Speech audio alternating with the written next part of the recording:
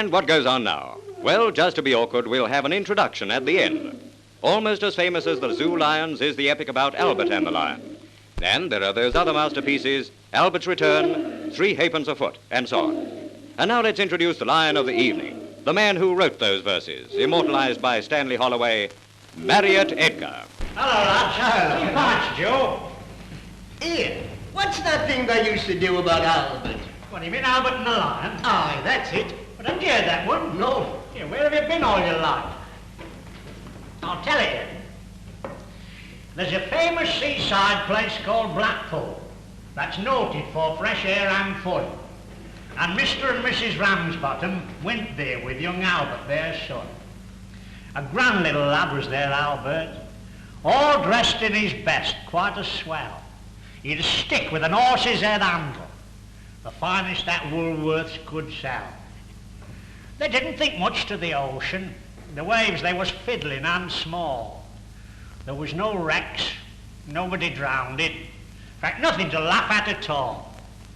So seeking for further amusement, they paid and went into the zoo, where they'd lions and tigers and camels, and old ale and sandwiches too.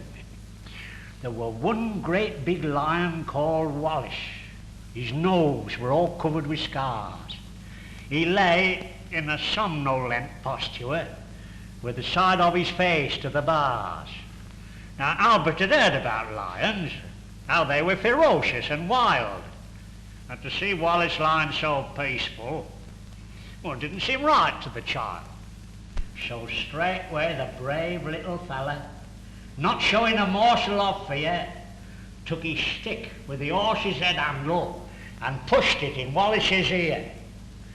You could see that the lion didn't like it. For giving a kind of a roll, he pulled Albert inside the cage with him and swallowed the little lad whole.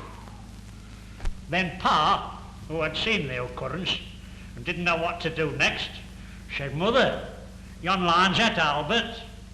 And Mother says, "Here I am vexed." Then Mr. and Mrs. Ramsbottom, quite rightly, when all said and done, complained to the animal keeper that the lion had eaten their son.